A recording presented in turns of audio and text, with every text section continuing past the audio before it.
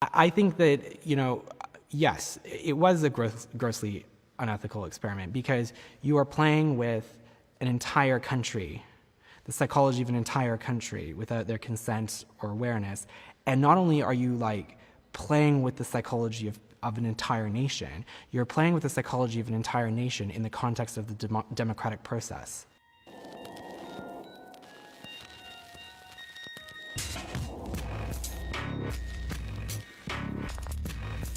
If you want to change politics, you first have to change culture because politics flows from culture. So if you want to change politics, you first have to change people to change the culture.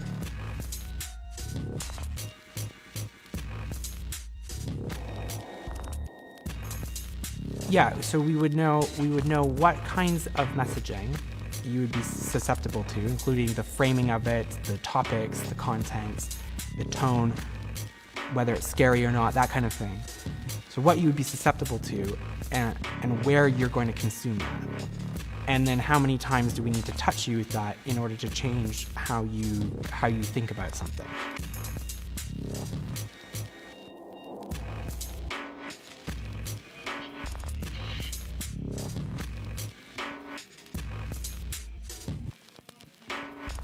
He's been called a street fighter and the most dangerous man in American politics. You argue for your freedom and they call you a xenophobe. You argue for your country and they call you a racist. I like Mr. Bannon. He's a friend of mine. He's a good man. He is not a racist, I can tell you that. He's a good person. Look at who he's put in charge of his campaign. Stephen Bannon, the head of a right-wing website called Breitbart.com. Breitbart embraces ideas on the extremist fringe of the conservative right. Let them call you racist. Let them call you xenophobes. Let them call you nativists. Wear it as a badge of honor.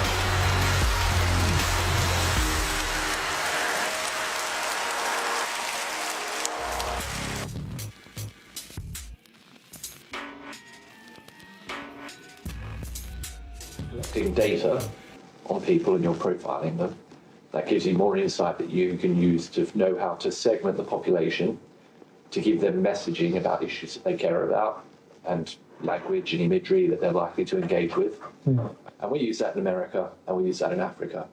That's what we do as a company. Yeah.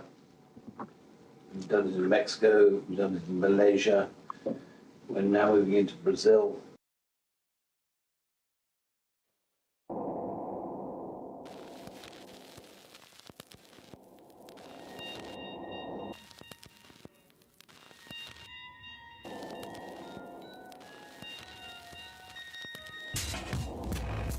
We have rebranded the entire party twice, written their manifesto, done 2 rounds of 50,000 surveys. Huge amounts of research, analysis, messaging. And then we'd write all the speeches and we'd stage the whole thing. So just about every element of his campaign. There's no good fighting an election campaign on the facts, because actually it's all about emotion. Whatever the political message, subtlety is key. It has to happen without anyone thinking that's propaganda.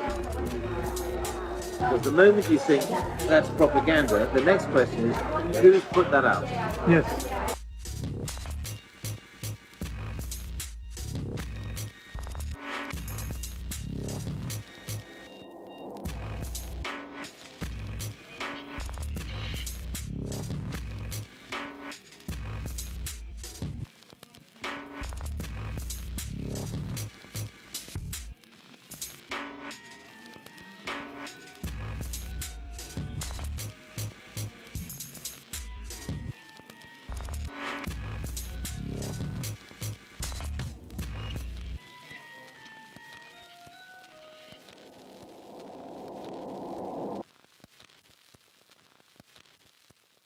Why now? Why are you releasing this book, How Fascism Works Now? Well, we have a global ultranationalist far-right movement crossing many countries, Bolsonaro in Brazil, we've just seen, and they feed off each other.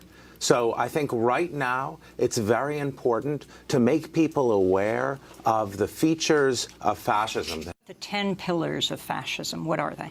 The 10 pillars of fascism are, number one, a mythic past, a great mythic past. Que época maravilhosa, você podia ir para a rua com segurança, a tua família era respeitada, o policial era policial. Que moral tem para falar em democracia? Nós não tem moral nenhuma. Democracia e liberdade tinha, sim. Presidente, subtenente, Gonzaga, no período militar. Hoje nós vivemos presos dentro de casa. Number two, propaganda. There's a certain kind of fascist propaganda where everything is inverted. The news is the fake news. Anti-corruption is corruption. Mais fake news da Folha de São Paulo. Mentira! Nunca falei isso. Mais uma covardia dessa imprensa suja. So three, anti-intellectualism. As Steve Bannon said, it's emotion, rage gets people to the polls. We got elected on lock her up and build the wall. Hitler in Mein Kampf says, you want your propaganda to appeal to the least educated people. Number four, unreality. You have to smash truth. So reason gets replaced by conspiracy theories.